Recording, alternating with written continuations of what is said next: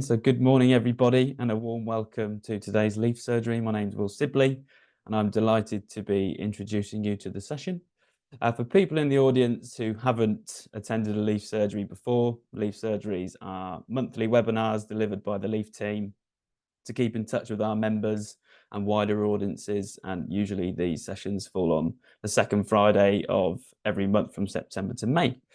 And the focus of these sessions alternate around different themes relevant to the food and farming industries, and we're joined by brilliant guest speakers for each of these sessions, and here to explore these really important and interesting topics.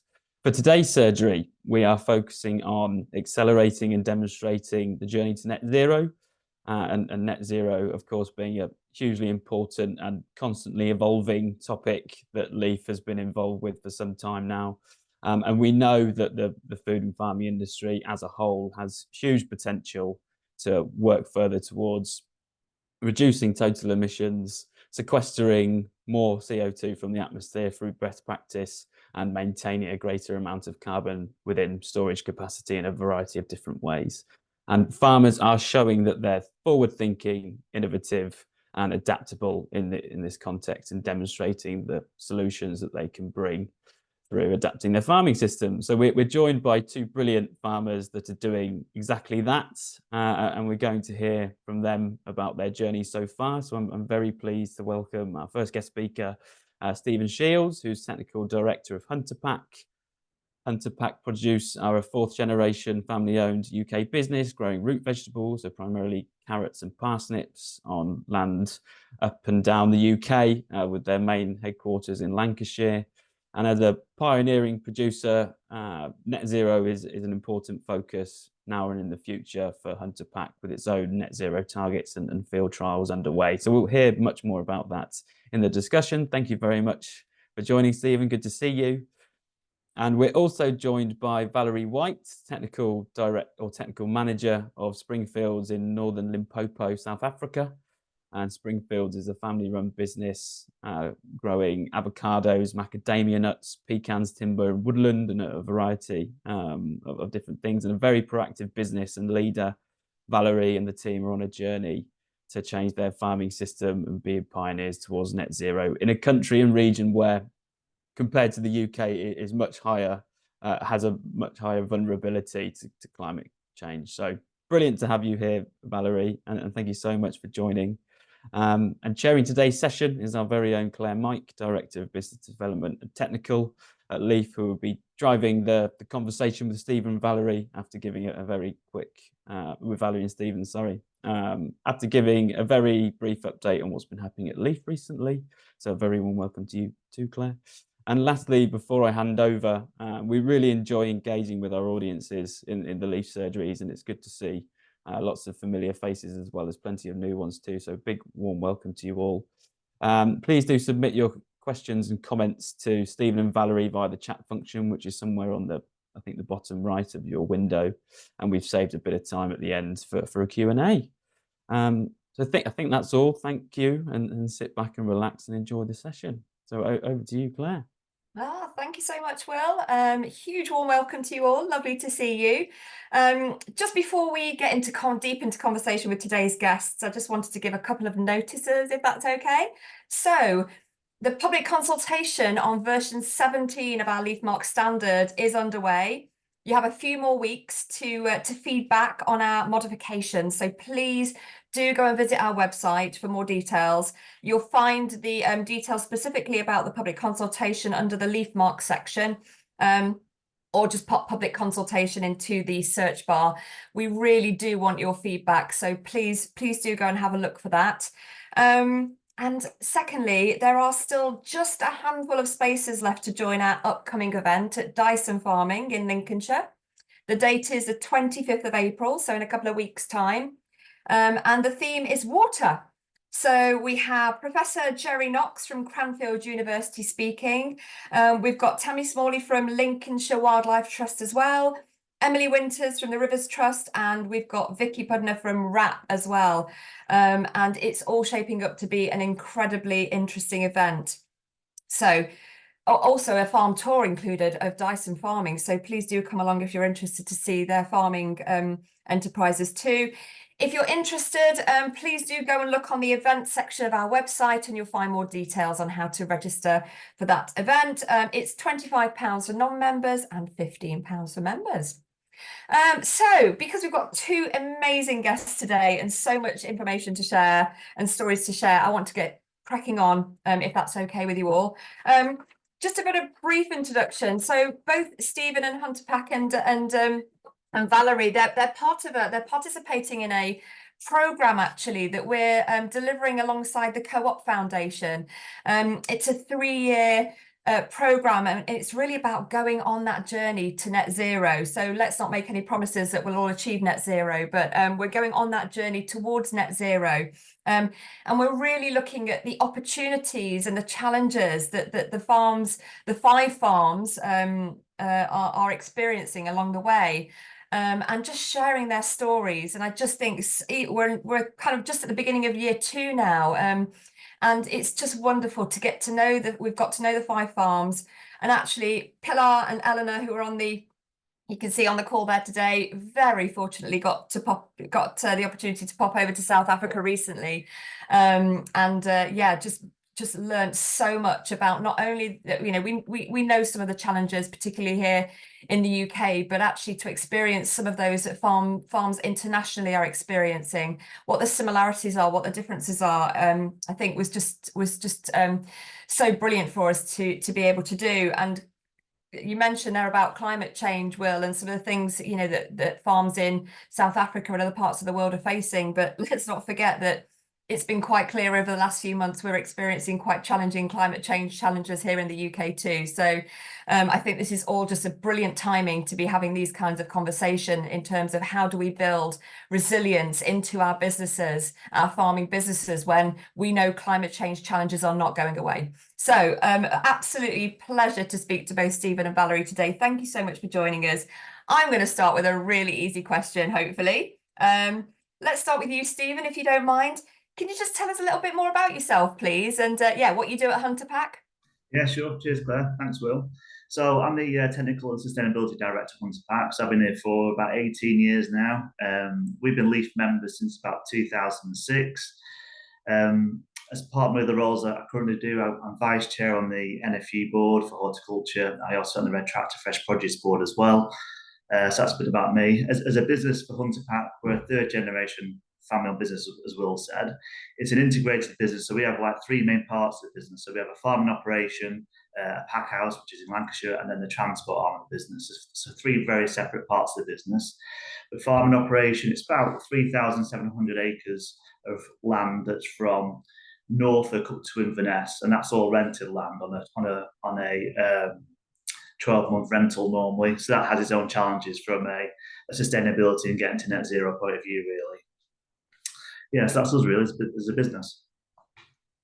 Thanks, Stephen. Yeah, and I will come on to that in a little bit, actually, if I can squeeze it in. But it'll be really interesting to get your view on, you know, what the different challenges might be when you're farming on rented land compared to, you know, other types of farming model. Thank you. Valerie, do you mind if I come to you and ask you the same easy starting question? Could you tell us a little bit about yourself, please? Yeah, sure. Thanks. Thanks for having me today. I'm originally from Germany, and I come from a more academic background, and I came to South Africa doing research on bats as to agriculture. And yeah, through my research, I met my husband, who's a macadamia farmer. And then recently I've joined the family business, where my role is mainly assisting with our integrated pest management. I'm involved in the avocado pack house, and I'm in more and more sort of moving into the role of a compliance officer, assisting with all our audits and business compliance for exporting. Yeah, our farm is in northern Limpopo, close to the border of Zimbabwe. We mainly grow avocados and macadamias, a little bit of pecans where we can. It's quite a subtropical area with very good rainfall, and our crops are exported. Basically, all of our macadamias are being exported to Europe, US, Middle East, China, and a little bit across the rest of the world, while our avos go to the local market as well as export to UK and the EU. And yeah, they're both tree crops that involve a lot of manual labor, not a lot of mechanization involved in either of them. And yeah, we have our own avocado pack house. Yeah, I don't know. We're a family business, and our family in general is very conservation minded. It's something that we all enjoy, and my parents-in-law, and we've always tried to farm in a sustainable way, and that includes the integrated pest management. And yeah, most recently we volunteered for an environmental audit, which we don't have to do yet, but we just wanted to figure out where we stand. And then obviously the leaf trial that we got selected for, which both hopefully, yeah, aid us into oncoming demands and regulations from our customers and our countries of destination for our products. Oh, so brilliant. Thank you, Valerie. And it's so wonderful to hear both of your farms today are family businesses, and that's really wonderful to hear. But also the fact that both of your businesses are looking at how you might be ahead of that curve as well. And I think that's just a really good approach to be taking. So thank you so much for sharing that. And I'm sure that compliance keeps you very busy at the moment, does it not, Valerie? So I can imagine that you've got an audit or two to work through. So Stephen, if you don't mind me coming back to you, if that's okay, what is your interpretation of net zero, and what do you think is required for you to reach it? That's Claire. I think from our side, I think net zero, as I said before, we've got fully integrated business from farming, packing and transportation. So I think for us, to get to net zero, we're looking at it as a whole business approach, really. So we're looking across all areas of the business to get carbon neutral. So there'll be some parts of the business, like our transport fleet, which will have challenges to get to net zero, because obviously the amount of diesel that we use.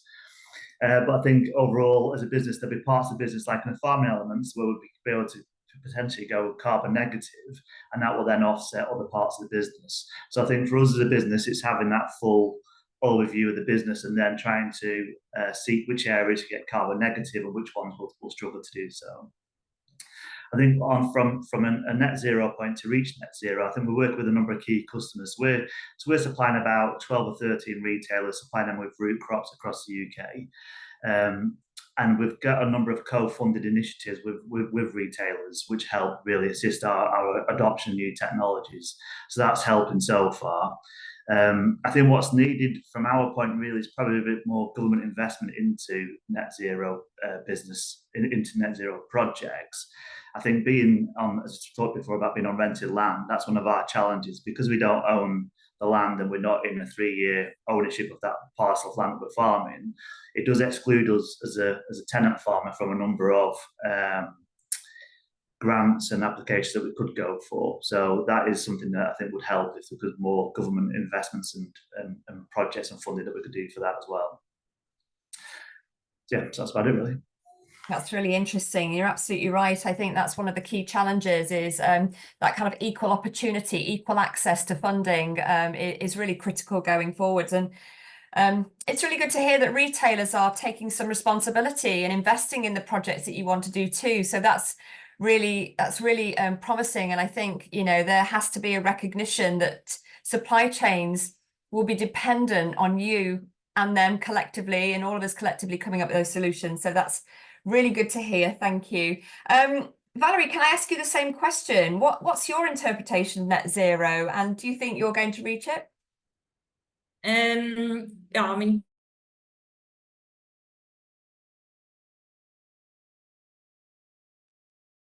oh, we might have some connectivity issues there. We'll come back to Valerie as soon as we can. I'm going to call on you again, Stephen, if that's okay.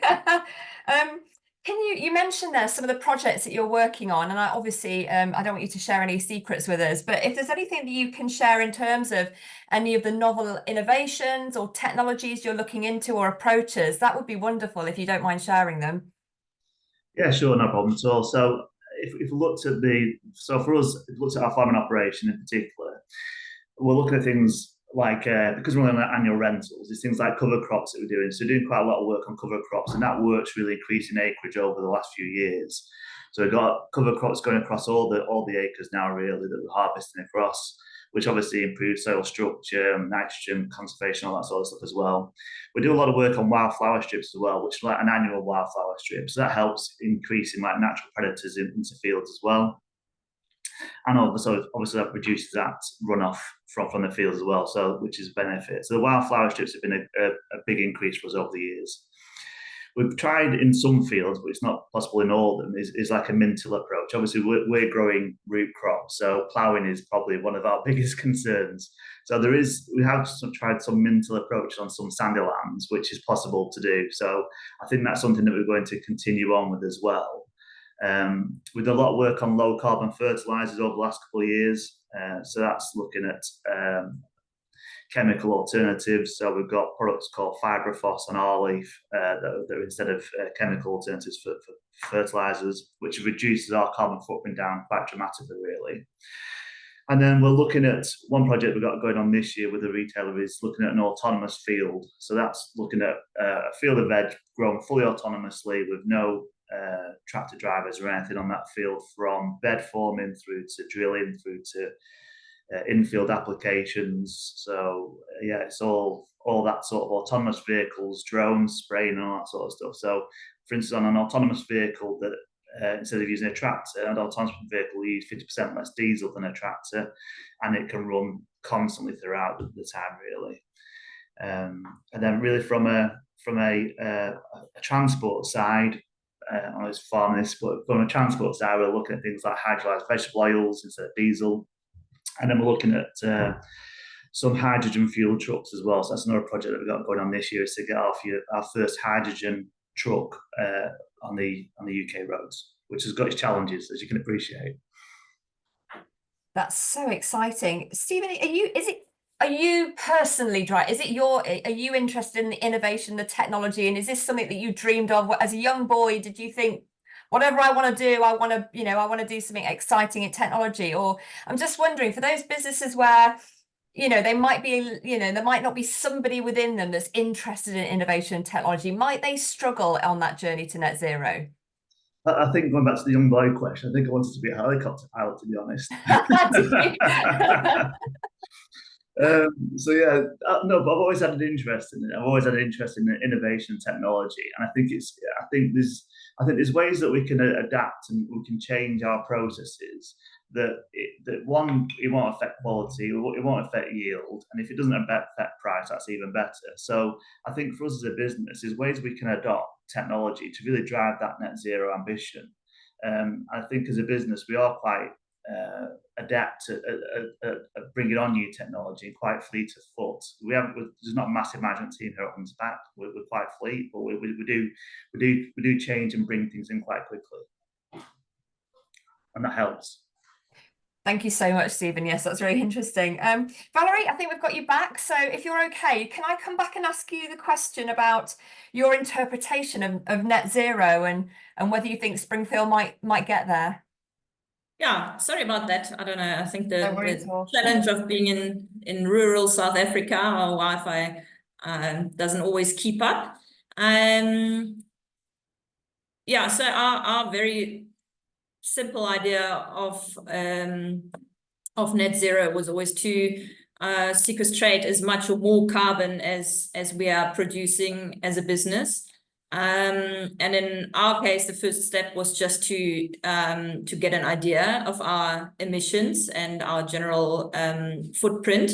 And we were quite worried in the beginning, being in South Africa, relying on coal power plants, which obviously doesn't look well in terms of emissions, a lot of power outages, diesel backup generators. So we were quite worried about the outcome and our options to reduce that, because it's not like we can choose from our electricity providers. Like, no, we want to be supplied with renewable energy or anything like that.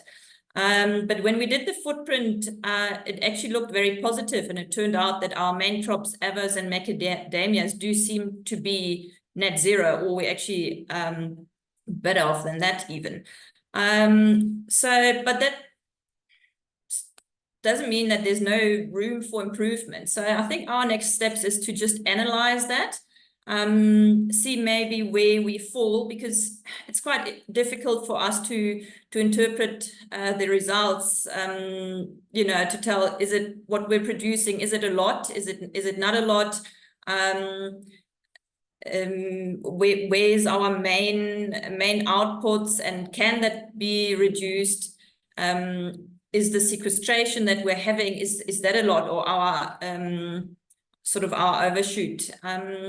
Yeah, and just look at industry benchmarks. I know the macadamia industry in South Africa, they've been working on benchmarks for farms. So once that is a bit more developed, we can also just see where we personally fall in, and yeah, where there's room for improvement still.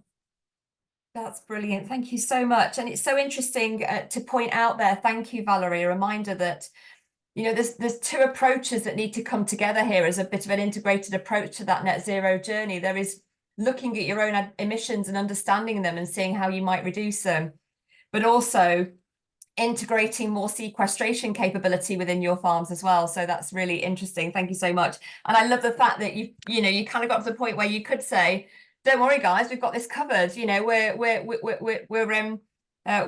we've got no carbon, or you know, our carbon footprint is great, but you're carrying on, and I love that story too. Interesting. Just as a bit of an aside, do you share information? Because I'm guessing that there's quite a big macadamia industry in Australia too. Do you get to share information with your peers in Australia or anything like along those lines, or? Well, we haven't done it yet, but I think it's something we should look at,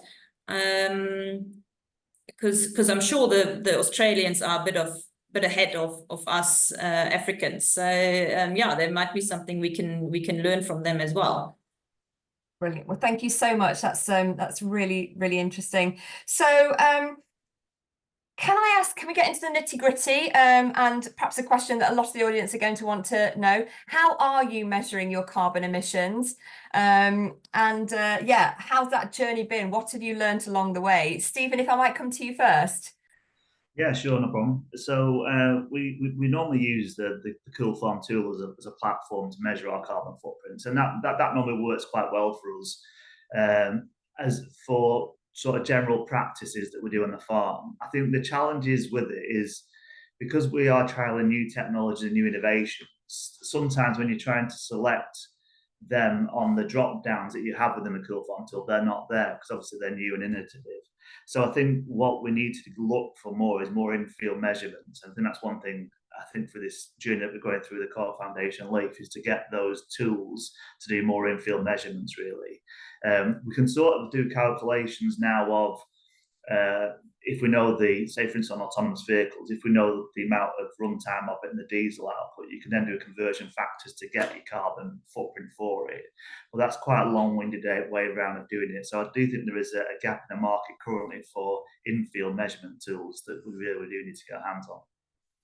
That's really interesting. Thank you, Stephen. And the same to you, Valerie. Can you share a little bit about the kinds of tools that you've been using over there in South Africa? And yeah, has it been straightforward for you? Yeah, so we've tried two tools. The first one was confronting climate change, which I think is South African based, but that only gave us the calculation of the emissions, and it didn't consider the sequestration. And then obviously starting with the leaf trial, we've also used the Cool Farm tool, where the sequestration is combined. we have learned that neither of the tools was quite ideal for us or for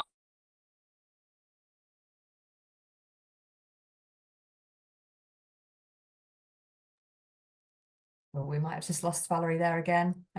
We'll pick back up with that, because that will be an interesting continuation of that. So Stephen, if you don't mind me coming to you, if that's okay.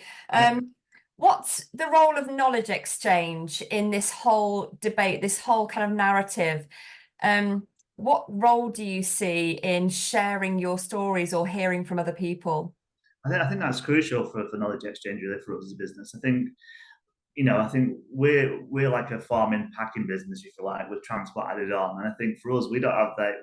We're not sustainability experts in this at all. You know, we're dabbling in it, really. So I think having that knowledge exchange of experts in the field that can then inform of us new technologies and innovations is key, really, to drive forward our ambitions to net zero.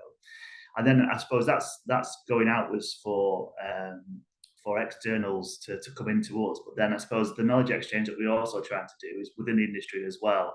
So obviously we do webinars like this. We've got a grower days planned for our external growers that we use. So we'll be sharing the knowledge that we do as part of our farm trials with those growers as well.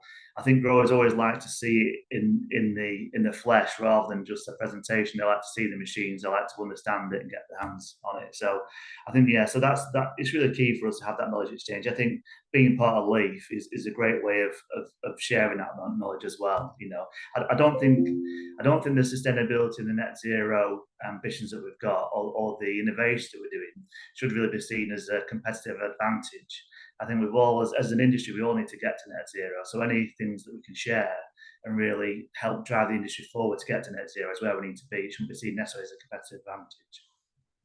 Oh, that's brilliant. Thank you, Stephen. Yeah, absolutely. I think that's really critical that that we can only do this together. And yeah, have to applaud you for your personal coverage on LinkedIn. I mean, it's wonderful. You're brilliant at sharing your stories across LinkedIn, and that's really important that that we get to go on those journeys with farmers and growers as well and see what they're doing every day. So thank you for doing that. Please do keep that up.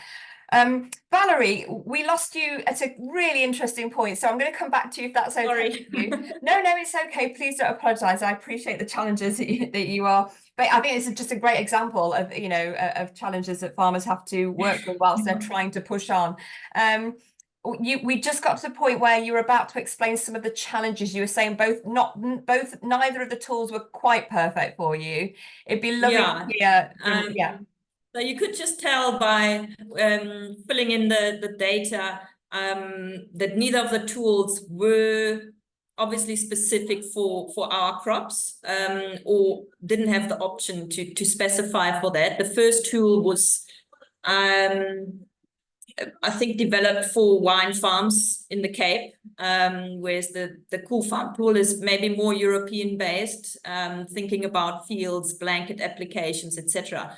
So being tree farmers, having very young trees, very old trees, a lot of different blocks, different varieties. When it comes to, just as an example, fertilizer applications, and then having to fill in every single fertilizer application for your fields, it was hundreds of entries I had to do.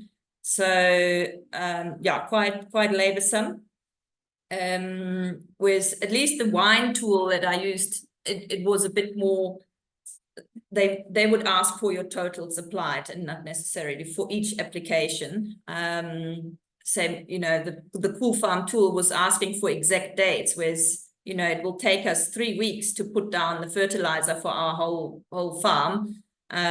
So if I put in every day, yeah, it would have been endless. I would probably still be busy. Yeah, so that's just some of the challenges. And then, yeah, the other thing we've learned was probably that we don't know anything about carbon and carbon emissions, and because, yeah, we got our results and we were like, wow, we don't really know what it means, you know.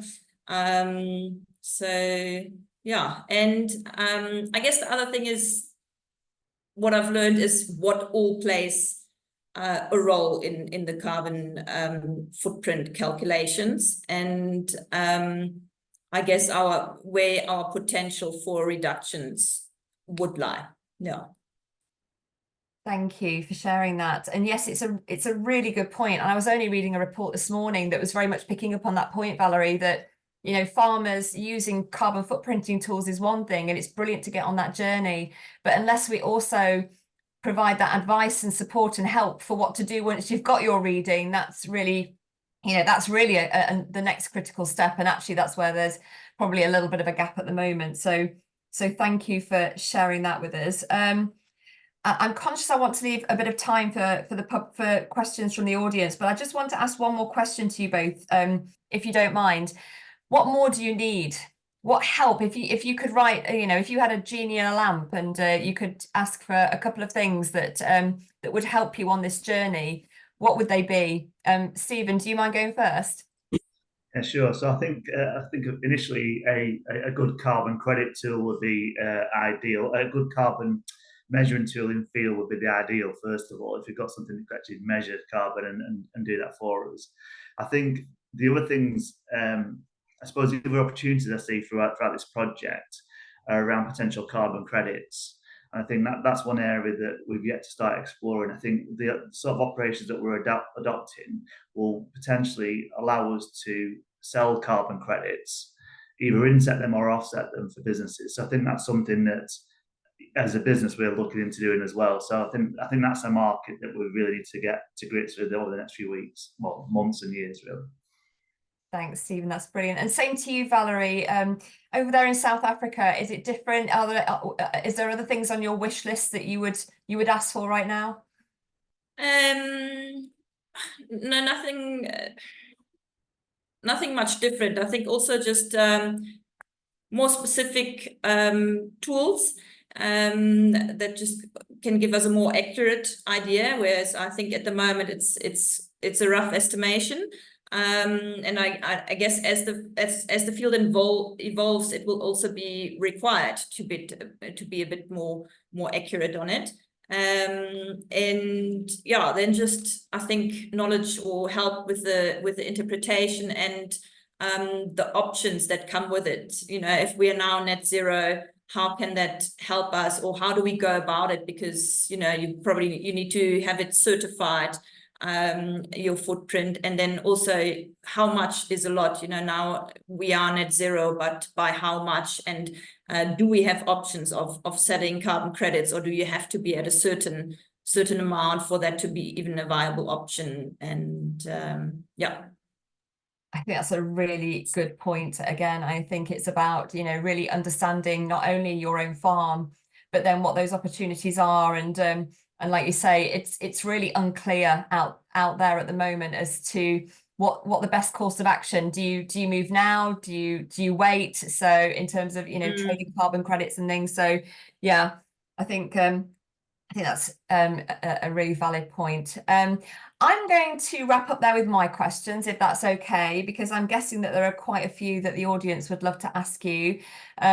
So from my point of view, thank you so much for sharing so generously your experiences. That's really fantastic. And Will, I'm going to hand back to you, if that's okay.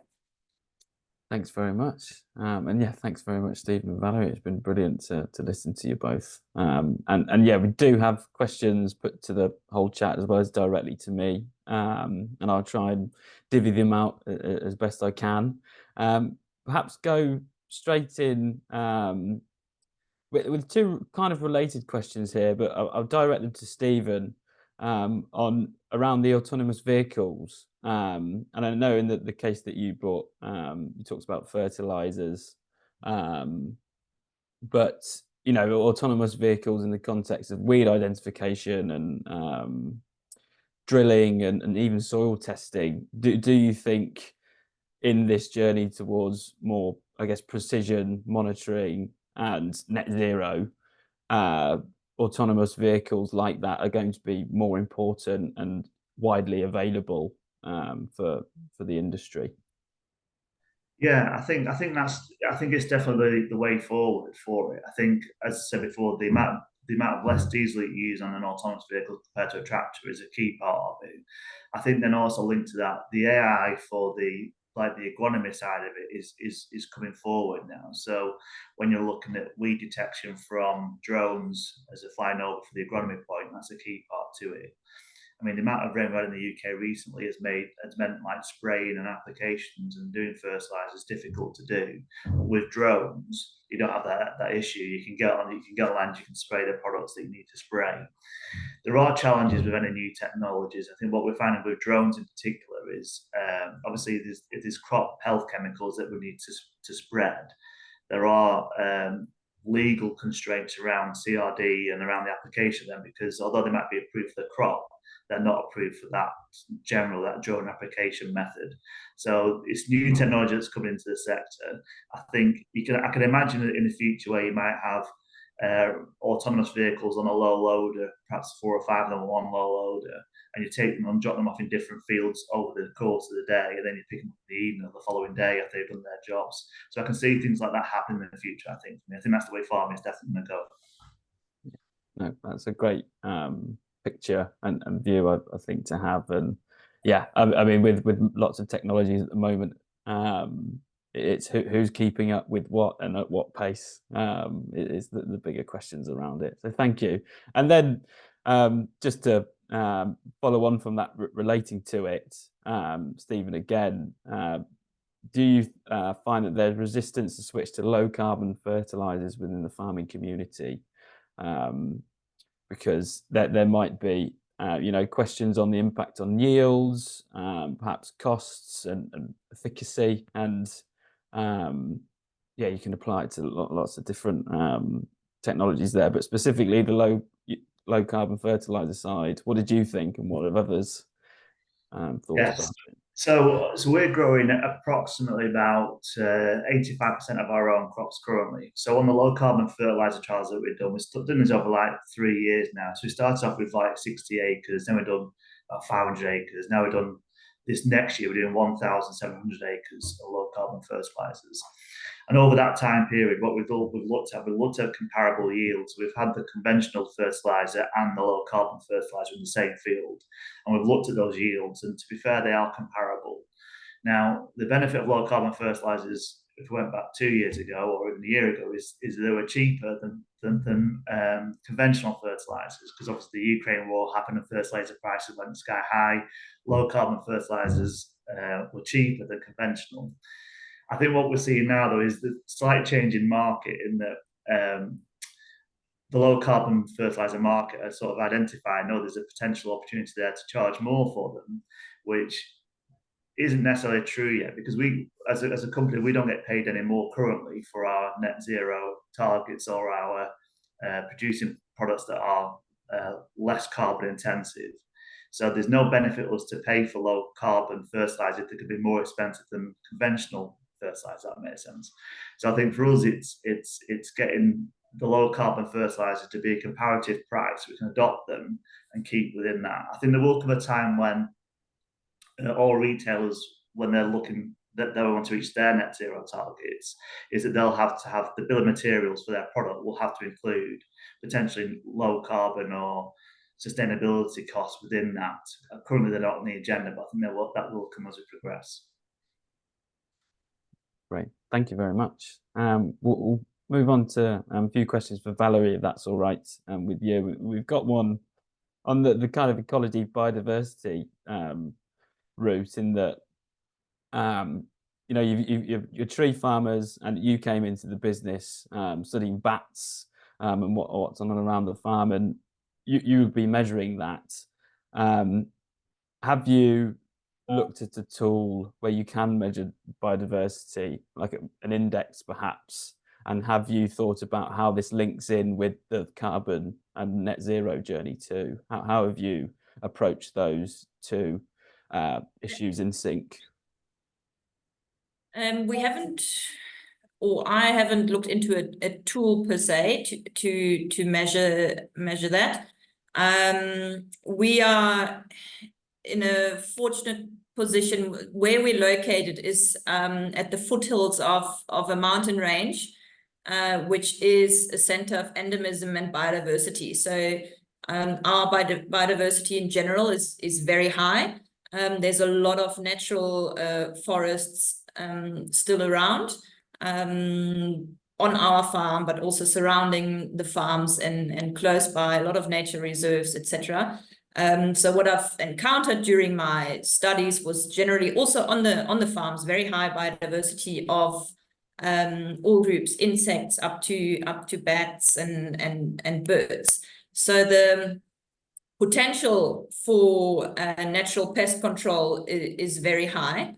However, in a lot of the farming or in the region where we're farming, it's very old orchards, and farmers have been applying pesticides for a very, very long time. So obviously the balance in the orchards is out of sync. So, and yeah, farmers like to have a sort of once-off solution. You know, they want to buy bats and release them, and that will solve their problems. And yeah, it's a bit of just breaking through to them that it's a slow process where you simultaneously reduce your pesticides while increasing your biodiversity again. But generally, the reception that we've had here was very good. And I mean, using integrated pest management is a way of reducing your pesticides, that you don't go and just calendar spray every month or at certain periods, but you look at your pests. You look at what we're starting to do also is scout for our beneficial insects in the orchards, that we can say, okay, our pests are getting high, but our beneficials are also increasing. So we're holding off on a spray to not destroy our natural predators. That's great. And, you know, there's that link there, huge, strong link between integrated pest management and what encompasses within that, and reducing your carbon footprint, which I think is great. And you've taken it in your stride and outlined it there brilliantly. So thank you.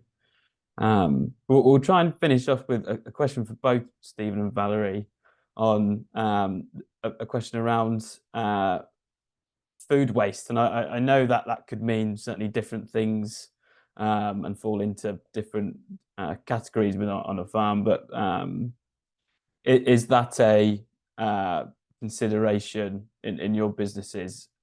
Perhaps you know, products that don't meet a certain specific standard or specification. What are you doing with that, and how does that link in with the carbon footprint? So perhaps Stephen first, if you may, and I'll hand over to Valerie.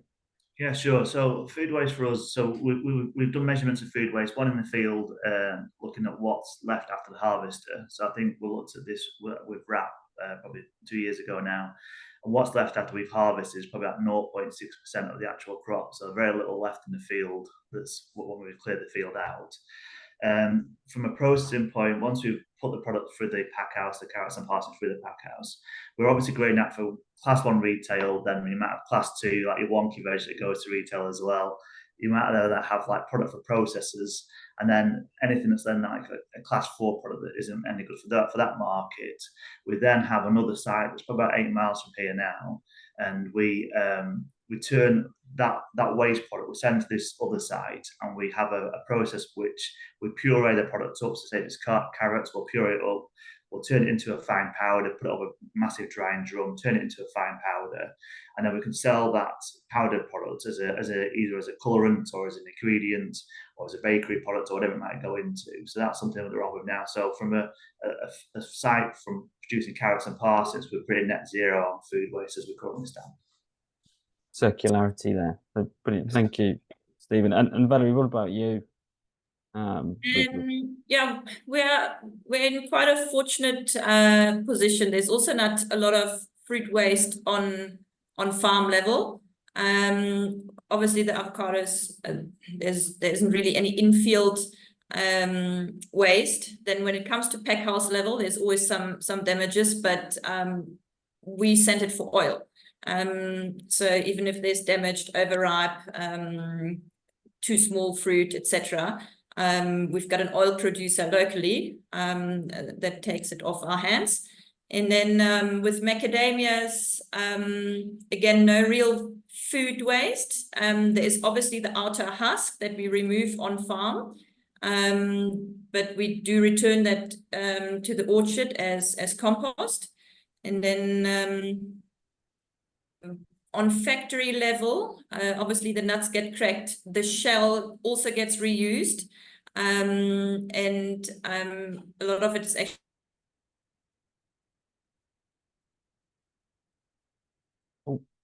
We seem to have lost Valerie again. Just as, yeah, all really interesting in terms of using the husk as a mulch there for the orchards. But we are at 1:45, so I might just end the session there. And just to say thank you very much to our two speakers. It's been really insightful and interesting, and just a pleasure to hear from two brilliant innovative farms on this journey, and just brilliant work that you're doing. So thank you greatly for joining today, and thank you, Claire, for chairing, and lastly, thank you to our audience for joining. It's great to see you all, and the engagement that we get at these surgeries is really positive, and thank you for really interesting questions that you all submitted there.